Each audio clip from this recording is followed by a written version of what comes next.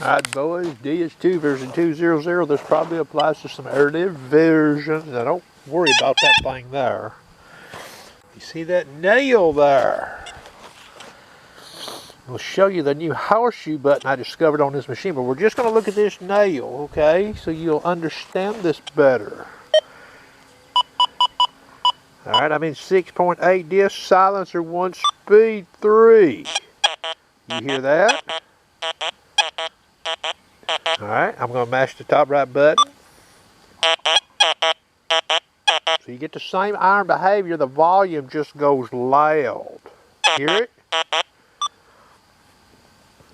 Now, I can go down here right quick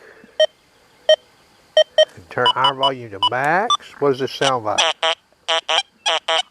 So that's pretty loud. I'm going to turn the iron volume back down to 7 or 6. Okay? So now what we're going to do, we're going to hear the disc. I'm going to start letting the disc down on this.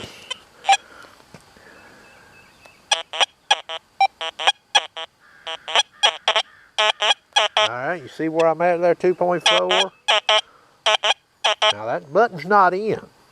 This is basic sensitive FT that I let the disc down on silencer 1.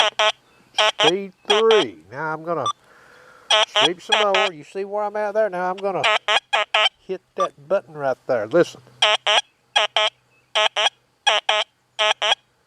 going to take the button off. Alright. I'm going to raise the disc back up.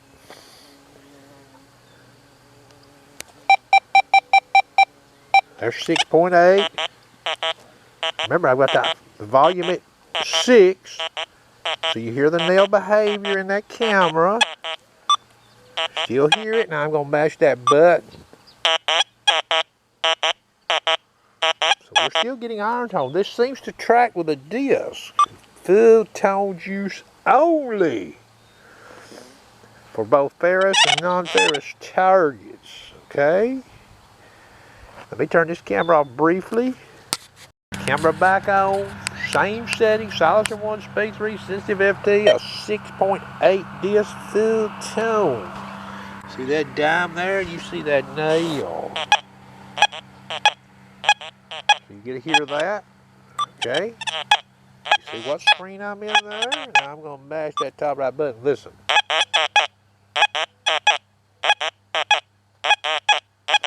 Again, it seems like the disc keeps, stays with it. In full tone only. Okay?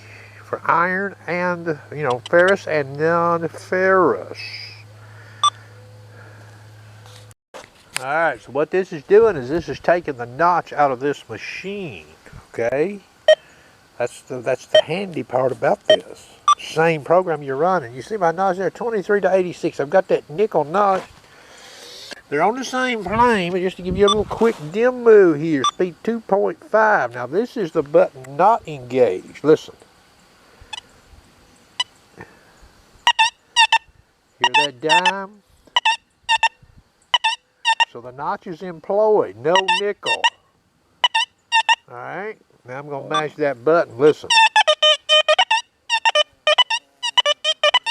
We get to hear both targets. This can be used to spot masking. Somewhat like you do with a horseshoe button on an Equinox or a Manicore. Alright. I've done some other videos. You can experiment with this yourself. But that's a handy feature in my opinion. Modern trash sites. Number 1. Those targets that are coming in under the normal Cohen range that a lot of people ain't digging. Maybe they're running out. Maybe they're coming up as zinc and penny signals and people are leaving them. You can sweep them with an 85 in your meter with that button and you can hear that lower conductive masker singing. That would tell you, uh-oh, that may not be a zinc and penny down there. That might be a silver dime or a copper penny or a big old silver quarter or silver ring. Okay, you get to push the limits of this detector more. You have a tool to work with without having to switch programs. Okay, you don't get any ID information though, notice that. All you get to do is hear the audible, but hey, that's enough for me. As fast as this works, full tones, that ball's gonna sound low, boys. Small can slaw, it's gonna give a low pitch growl signal. Hope you enjoyed.